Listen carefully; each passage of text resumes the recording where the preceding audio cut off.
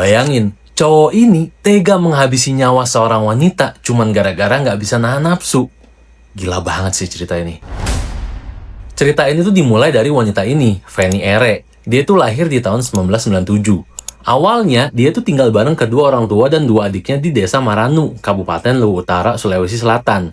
Nah, setelah lulus SMA di tahun 2015, Fanny itu memutuskan buat kuliah di Institut Bisnis Keuangan di Kota Makassar. 4 tahun kemudian, tepatnya di tahun 2019, Fanny ini lulus. Nah, habis lulus, dia tuh langsung dapat kerja sebagai sales konsultan di showroom Honda yang ada di Kota Palopo, Sulawesi Selatan. Nah, jarak dari rumah orang tuanya di Luwu Utara ke Kota Palopo itu lumayan jauh, sekitar 4 jam perjalanan. Makanya, Fanny pun tinggal sendiri di Palopo. Karena udah kerja dan hidup mandiri di kota, Fanny ini bahkan sampai bisa beli mobil Honda Brio sendiri buat akomodasinya. Nah, selain itu, Fanny itu juga punya pacar. Walaupun hubungan mereka ini sering banget berantem hebat, ya tapi tetap aja mereka tuh masih pacaran. Nah, orang tua Fanny yang masih tinggal di Luwu Utara itu sering banget datang ke rumah Fanny di Palopo buat main sama ngejenguk dia. Karena saking seringnya datang, bapaknya Fanny ini sampai kenal, bahkan sering nongkrong bareng pemuda-pemuda setempat. Tempat nongkrongnya itu agak unik ya.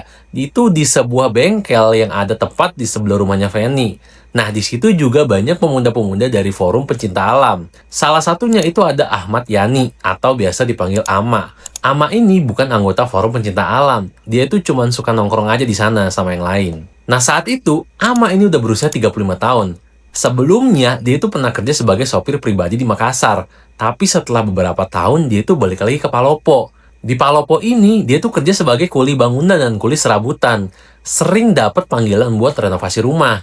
Karena sering nongkrong bareng anak-anak pencinta alam, Ama juga sempat beberapa kali ikut kegiatan mereka, kayak camping ke hutan gitu. Nah, dari situ, dia itu jadi menguasai beberapa ilmu survival di hutan, termasuk ilmu menguasai ikatan simpul yang biasa dipakai anak-anak pencinta alam atau pramuka. Nah, karena pendekatannya sama pemuda-pemuda yang nongkrong di bengkel sebelah rumah Fanny, Ama pun kenal dan berteman sama bapaknya Fanny, yang juga kadang itu nongkrong di situ. Nah, di sisi lain, kecantikan Fanny ternyata sering banget jadi perhatian pemuda-pemuda di sana. Ya, salah satunya ya si Ama ini. Dia ini diem-diem suka, bahkan sampai terobsesi banget sama kecantikannya Fanny. Saking terobsesinya, sejak tahun 2021, Ama sampai nyari tahu semua akun media sosialnya si Fanny ini, baik Instagram ya ataupun TikTok. Dia bahkan bikin fake account atau akun palsu khusus cuma buat ngelihat dan memenuhi rasa obsesinya ke si Fanny ini. Rasa obsesi inilah yang membuat Fanny itu kehilangan nyawanya. Nah, semua itu bermula di bulan November tahun 2023. Saat itu, Fanny ini minta tolong ke bapaknya buat nyari tukang renovasi plafon kamar yang rusak. Sekalian pasang kanopi di teras rumahnya. Nah, bapaknya Fanny ini nih, karena kenal Ama yang memang kuli serabutan, ya dia langsung minta tolong aja ke si Ama ini. Nah, si Ama ini itu lagi terobsesi dan dapat kesempatan emas buat ngelihat Fanny dari jarak dekat. Ya pastinya dia langsung ngomong, iya, nggak mungkin nolak. Nah, dia pun langsung datang ke rumahnya Fanny sama beberapa temen tukangnya buat ngebantuin. Tapi di situ, sambil ngerjain tugasnya, Ama ini malah justru makin terobsesi sama si Fanny. Setelah pekerjaannya selesai, Ama itu sempat cerita ke teman-temannya di tongkrongan kalau dia itu suka banget sama si Fanny ini. Sambil bercanda dan ketawa, dia tuh bahkan sempat keceplosan bilang pengen ngebawa Fanny itu kabur. Ya awalnya teman-temannya ngira ya itu cuma bercanda lah ya. Tapi ya ternyata itu memang beneran hasratnya si Ama ini. Sebulan kemudian, tepatnya di tanggal 21 Januari tahun 2024, ya tragedi itu pun terjadi. Malam itu, Ama itu sempat nongkrong sambil mabuk sama teman-temannya di bengkel sebelah rumah Fanny sampai jam 2 subuh. Setelah itu, dia itu sempat nganter salah satu temannya pulang. Setelah nganter temannya, Ama yang udah nggak bisa lagi nahan nafsunya lagi, dia langsung memberanikan diri datang ke rumahnya Fanny malam-malam. Dia tahu banget nih kalau Fanny itu di rumah lagi sendirian.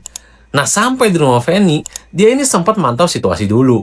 Setelah memastikan aman, dia pun secara mengendap-endap langsung masuk ke rumahnya si Fanny ini. Si Ama itu masuk dengan memanjat tembok kamar mandi belakang rumahnya Fanny. Karena dia udah pernah renovasi plafon, ya dia udah tahu dan hafal semua celah di rumahnya Fanny. Intinya, di jam 2.30 subuh, dia tuh berhasil menyelam masuk dan langsung menuju ke kamarnya Fanny. Tapi Fanny itu kebangun karena dengar suara gaduh saat Ama memanjat.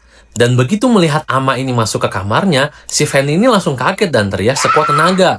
Nah, karena panik, Ama itu langsung membekap mulutnya Fanny. Fanny berusaha melawan dengan mencakar, tapi tenaga kuli yang dimiliki si Ama ini, akhirnya Fanny berhasil ditaklukkan juga. Nah, Ama ini bahkan berhasil melakukan hal bejat ke si Fanny yang udah nggak berdaya. Nah, setelah melakukan aksinya, si Ama ini sempat menenangkan Fanny. Jadi setelah melakukan aksinya, Fanny ini kayak masih bangun ya, cuman dia tuh shock. Nah, mereka ini sempat ngobrol dan Ama ini bahkan sampai mengaku bersedia bertanggung jawab dan berjanji akan bekerja keras demi si Fanny. Tapi saat Ama lagi lengah, si Fanny ini berusaha melarikan diri. Nah, baru keluar dari kamar sedikit, Fanny ini berhasil ditangkap lagi. Tapi ya, Fanny tetap berusaha melawan dan melepaskan diri. Ama yang udah emosi banget, itu langsung membenturkan kepalanya Fanny ke dinding sebanyak 2 kali. Nah, seketika itu juga, Fanny yang tadinya udah ngelawan, tiba-tiba nggak bergerak lagi. Nah, setelah dicek, Fanny ini udah nggak bernapas dan cairan merah itu mulai memenuhi lantai kamarnya. Nah, sadar sama apa yang udah dia lakuin, Ama ini langsung berusaha menghilangkan jejaknya. Dia tuh buru-buru membersihkan lantai dan merapikan kamarnya Fanny seadanya aja. Setelah itu, dia mengambil koper warna ungu dari kamarnya Fanny. Nah, tujuannya supaya keluarganya Fanny ini mengira kalau Fanny itu menghilang karena melarikan diri. Dia pun bersiap buat membuang tubuhnya Fanny. Nah, Ama itu mengikat mulut dan kedua tangannya Fanny dengan pola simpul pramuka. Setelah terikat, tubuhnya Fanny itu dibungkus pakai sarung bali yang dia temukan di kamarnya Fanny. Lalu tubuhnya Fanny dan koper itu langsung dia masukkan ke mobil Honda Brio milik Fanny tersebut, yang diparkir di depan. Setelah itu, dia itu membawa tubuh Fanny pakai mobilnya Fanny. Awalnya, Ama itu sempat kebingungan dan mau buang tubuh Fanny itu kemana. Tapi di tengah jalan, dia teringat kalau dia itu pernah camping di tempat wisata alam Batu Dewa yang ada di wilayah hutan Kelurahan Batang Barat. Nah, dia pun langsung tancap gas ke sana yang jaraknya sekitar 15 km dari rumahnya si Fanny. Nah, sampai di sana nih, mobil diparkir di pinggir jalan. Dia langsung membawa tubuh Fanny masuk ke dalam hutan sejauh 100 meter dari jalan. Di sana itu, dia menemukan sebuah lubang di tanah, dan disitulah tubuh Fanny itu dikubur. Setelah beres nih, dia tuh balik ke mobil dan balik ke arah kota Palopo. Tapi dalam perjalanan, si Ama ini mulai bingung gimana caranya menyembunyikan mobil Fanny. Dia ini sadar nih, kalau mobilnya ditemukan, jejaknya juga bisa terungkap. Nah, setelah muter-muter karena kebingungan dan karena udah lelah dan mengantuk dari semalam belum tidur, mobilnya itu pun dia parkirin sementara di kawasan dekat RSUD Palemitandi, Kota Palopo. Setelah itu, dia jalan kaki pulang ke rumahnya yang nggak jauh dari sana. Nah, sampai rumah dia ya langsung tidur karena capek. Lalu keesokan harinya, sekitar jam 6.30 pagi, setelah bangun, dia langsung balik lagi ke RSUD buat ngambil mobilnya Fanny. Dia sempat muter-muter lagi di kawasan Palopo sambil mikir, kemana mobilnya ini harus disimpan? Nah, akhirnya nih, dia teringat satu rumah kosong di Makassar. Rumah itu adalah tempat dia dulu pernah kerja. Nah, saat itu juga Ama itu langsung ke Makassar, menempuh sekitar 7-8 jam perjalanan. Sekitar jam 3.30 subuh, dia tuh baru sampai di Makassar. Dia langsung menuju ke perumahan Bukit Baruga di Antang, Makassar. Wilayah yang memang udah dia hafal karena pernah kerja di sana. Nah, setelah nemuin rumah kosong yang dia maksud, dia langsung parkir dan ninggalin mobil Fanny di situ, setelah mengganti nomor platnya. Nah, setelah itu, dia tuh balik ke Palopo naik mobil travel.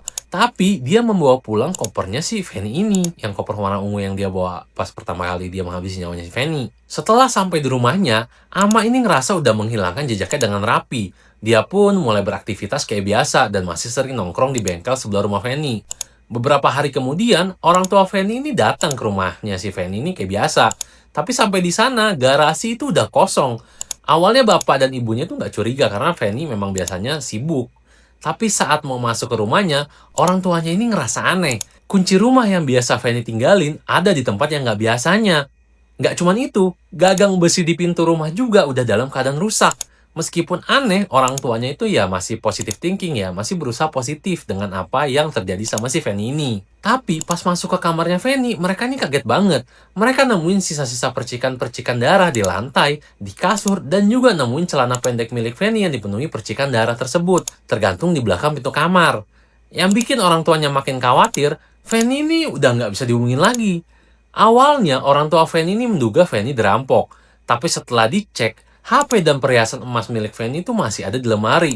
Apapun itu, karena udah khawatir dan takut terjadi hal-hal yang nggak diinginkan, di tanggal 27 Januari 2024, orang tuanya itu langsung melaporkan hilangnya Fanny ini ke polisi. Tapi sayangnya, ya seperti kalian tahu lah ya, polisi Indonesia. Polisi itu menduga kalau Fanny cuma kabur dari rumah. Dugaan ini muncul karena Fanny ini udah dianggap dewasa, apalagi setelah dicek. Kopernya juga nggak ada di rumah. Karena itu, pihak keluarga terpaksa melakukan pencarian sendiri. Nah, beberapa hari kemudian, kabar hilangnya Feni itu menyebar ke seluruh warga Palopo. Bahkan sampai diberitakan di media lokal. Karena berita ini viral, ya pihak kepolisian langsung mendatangi rumah Feni buat diperiksa. Biasa, masih viral dulu, polisi baru angkat tangan. Nah, bapaknya Feni ini langsung menjelaskan semuanya, termasuk nunjukin percikan merah di lantai dan kasur, percikan merah di celana pendek, dan semua kejanggalan yang ada. Tapi, ya oknum kepolisian yang memeriksa malah menduga kalau Feni kemungkinan melakukan aborsi dan melarikan diri. Karena kopernya juga memang nggak ditemukan. Nah, pihak kepolisian tuh sampai ngecek ke beberapa rumah sakit. Tapi semua rumah sakit itu ngaku nggak pernah nerima pasien atas nama Feni. Pencarian pun semakin buntu. Nah, setelah beberapa minggu masih belum nemuin titik terang, di bulan Februari 2024, Polres Palopo minta bantuan ke Polda Sulawesi Selatan yang ada di Makassar buat menyelidiki teka-teki hilangnya Feni yang dianggap misterius dengan tingkat kesulitan yang cukup tinggi. Nah, Polda Sulawesi Selatan pun mengutus Ibda Abdillah Makmur buat menyelidiki kasus ini. Di bulan Maret 2024, Ibda dan timnya itu langsung datang ke rumah Feni buat melakukan penyelidikan mendalam. Fokus penyelidikan adalah percikan merah di lantai, terutama yang ada di celana pendek milik Feni. Nah, hebatnya Ibda ini, dari hasil pengamatannya, Ibda ini langsung membantah dugaan aborsi. Menurut analisanya, kalau Feni ini aborsi, ya harusnya percikan darah di celananya itu muncul dari depan, bukan dari samping atas celananya. Nah, setelah diperiksa lebih mendalam, cairan merah di celana itu berasal dari samping, seolah mengalir dari atas tubuhnya. Artinya, sumber lukanya itu bukan dari celana, tapi dari bagian atas tubuh Feni. Karena ini juga, Ibda dan timnya itu mulai menduga ada sesuatu yang terjadi sama Feni. Penyelidikan pun terus berlanjut, tapi ya lagi-lagi masih buntu. Lalu 5 bulan kemudian, tepatnya di tanggal 18 Juli 2024, seorang security di perumahan Komplek Bukit Baruga Antang Makassar itu kebingungan. Ada sebuah mobil Honda Brio yang udah terparkir selama beberapa bulan terakhir di sebuah rumah kosong. Warga di sana pun juga kebingungan soal keberadaan mobil itu. Karena takut ada kaitannya sama hal-hal kriminal, security itu pun langsung melapor soal mobil nggak bertuan ini ke pihak kepolisian di Polda Sulawesi Selatan. Lalu, mobil itu pun diamankan. Awalnya, nggak ada yang menduga kalau temuan mobil ini ada hubungannya sama hilangnya Feni. Tapi, Ibda dan timnya itu setelah dapat informasi soal temuan mobil Brio ini, langsung ngecek ke sana. Ternyata ciri-ciri mobilnya itu, termasuk warnanya itu sesuai banget sama ciri-ciri mobil Honda Brio milik Feni. Yang beda itu cuma nomor platnya aja. Nah, Ibda itu langsung menghubungi keluarga Feni buat memastikan kebenaran mobilnya. Setelah dicek langsung, ternyata bener, itu adalah mobil Honda Brio milik Feni. Temuan mobil ini tuh makin meyakinkan Ibda dan timnya kalau hilangnya Feni ini bukan karena dia melarikan diri akibat aborsi, tapi ada pelaku di balik semua ini. Lagian aneh banget, ngapain ngelariin diri kalau mau aborsi? Nah, beberapa bulan kemudian, atau setahun setelah Feni hilang ya, tepatnya di tanggal 10 Februari 2025, seorang warga bernama Oki yang lagi dalam perjalanan dari Palopo ke Toraja sama beberapa temennya, itu sempat berhenti di wilayah Kelurahan Batang Barat. Niat awalnya mereka itu cuma mau buang air kecil di hutan pinggir jalan. Tapi nggak jauh dari situ, mereka itu melihat ada ayam hutan yang lagi menggeruk tanah sambil makan sesuatu. Nah, karena penasaran nih, mereka itu coba mendekat. Niat awalnya itu cuma mau melihat pemandangan langka ayam hutan liar, tapi setelah mereka deket, ternyata ayam hutan itu lagi makan sekumpulan belatung yang keluar dari dalam tanah. Karena makin penasaran, mereka itu coba nyungkil tanahnya pakai kayu, dan di situ mereka itu langsung kaget. Mereka menemukan kerangka manusia yang tertanam cukup dalam di tanah. Mereka pun langsung lapor soal temuan ini ke pihak kepolisian. Nggak lama, polisi itu datang dan kerangka itu dievakuasi ke RSUD Sawiriganding di Palopo buat diotopsi. Kabar temuan ini tuh langsung menghebohkan warga Palopo. Banyak warga mulai mengkaitkan temuan ini sama hilangnya Feni tahun lalu. Keluarga Feni juga langsung lapor ke polisi buat memastikan identitas kerangka itu. Nah, polisi meminta keluarga Feni datang ke RSUD buat ngeliat langsung. Setelah dilihat, keluarganya itu langsung yakin kalau itu adalah Feni. Kenapa? Karena mereka tahu susunan gigi Feni dan jenis rambutnya. Belum lagi, mereka itu juga tahu persis barang-barang Feni yang ditemukan di situ, yaitu sarung Bali dan cincin yang biasa dipakai Feni. Lalu setelah yakin, mereka menjalani tes DNA bukan memastikan secara forensik. Dan hasilnya itu memang dipastikan kalau itu adalah Feni. Dengan ditemukannya kerangka Feni, kasus ini tuh makin memanas. Apalagi, salah satu sahabat Feni sempat menunjuk pacar Feni sebagai pelaku. Karena Feni dan pacarnya ini sering banget bertengkar hebat. Pacar Feni itu sampai dituduh media dan diperiksa polisi. Tapi ya setelah diperiksa sama sekali nggak ditemukan bukti kalau dia terlibat. Dia pun dibebaskan dan sempat mengklarifikasi bahwa dia juga terpukul banget sama semua tuduhan yang menggiring opini publik itu. Nah, di balik semua hiruk-pikuk itu, Ibda dan timnya yang jadi perwakilan Polda Sulawesi Selatan terus kerja keras mencari titik terang. Mereka itu intens menemui keluarga Feni dan mempelajari kerangka yang ditemukan secara detail. Disinilah Ibda mulai melihat satu titik terang atau petunjuk yang sempat terlewatkan. Itu adalah soal tali yang mengikat kedua tangan Feni. Ikatannya adalah pola ikatan simpul yang biasa dipakai anak pramuka atau anak pecinta alam. Apalagi tubuhnya Feni itu ditemukan di hutan yang merupakan destinasi wisata alam. Dari sini nih, benang merah pun mulai bisa ditarik. Ibda dan timnya itu menduga pelakunya berasal dari background pencinta alam atau pramuka. Mereka pun mulai menganalisa sekitar rumah Feni, dan disitulah Ibda melihat adanya bengkel di sebelah rumah Feni, yang biasa jadi tempat nongkrong pemuda-pemuda di sana. Nah, kemudian Ibda langsung mendatangi bengkel itu dan ngobrol sama salah satu pemuda yang ternyata adalah temannya Ama. Dari obrolan itu, Ibda jadi tahu kalau kebanyakan pemuda yang nongkrong di situ adalah komunitas pencinta alam. Ditambah lagi, Ibda dapat informasi kalau ada salah satu dari mereka yang setahun lalu atau sebulan sebelum Feni hilang, itu sempat masang kanopi di rumah Feni. Ya, orang itu adalah si Ama ini. Nah, pertanyaan Ibda pun makin mengkerucut. Apakah Ama punya hubungan sama si Feni? Teman-temannya mengaku kalau Ama ini emang udah lama suka banget sama si Feni. Bahkan dia tuh sempat bercanda pengen ngebawa Feni kabur, meskipun ya Feni nggak kenal sama dia. Temen-temennya juga ngakuin kalau Ama ini bukan anggota forum pecinta alam, tapi dia cuma sering ikut mereka camping karena udah kenal dan deket. Salah satunya itu mereka pernah camping di wisata alam Batu Dewa, tempat di mana tubuh Feni ini ditemukan. Lagi-lagi benang merahnya tersambung. Ibda pun makin berambisi buat nyari informasi soal Ama lebih dalam. Pada akhirnya, disinilah petunjuk baru ditemukan seolah kepingan puzzle-nya itu mulai tersusun rapih. Ibda dapat informasi kalau Ama ini beberapa tahun lalu itu sempat kerja di sebuah perumahan Bukit Baruga Antang Makassar, tempat di mana mobil van ini ditemukan. Benang merah pun tersambung lagi. Ini menguatkan dugaan kalau Ama memang pelakunya. Lalu kemudian Ibda dan timnya pun mulai melakukan pemburuan.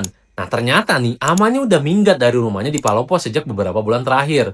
Saat itu dia dikabarkan lagi kerja sebagai buruh di pabrik es balok di desa Saptamarga, Kabupaten Luwu Utara. Nah, di tanggal 20 Maret 2025, tim kepolisian langsung melakukan penangkapan ke sana. Saat melihat polisi datang, Ama ini langsung sadar, dia berusaha melarikan diri. Dia berhasil diamankan setelah dihadiahi timah panas di kakinya. Lalu kemudian, Ama itu langsung dibawa ke Polres Palopo buat diperiksa lebih lanjut. Rumahnya juga diperiksa, dan disitulah polisi nemuin satu bukti lagi yang nggak terbantahkan. Koper milik Feni yang dia simpen. Ini aneh, kenapa dia nyimpen kopernya Feni? Nah, dengan bukti yang ada, Ama itu nggak bisa berkutik lagi. Dia akhirnya nggak punya pilihan lain selain pasrah dan mengakui semuanya. Ama itu terancam hukuman penjara seumur hidup atau penjara maksimal 20 tahun. Nah, meskipun kasus ini udah lumayan lama ya, dari awal 2025, tapi sampai sekarang gue belum nemuin apakah keputusan pengadilannya itu udah keluar atau belum. Ya, semoga aja ya, semoga banget dia diberikan hukuman seberat-beratnya, sehancur-hancurnya, yaitu hukuman, ya kalian udah tau lah ya.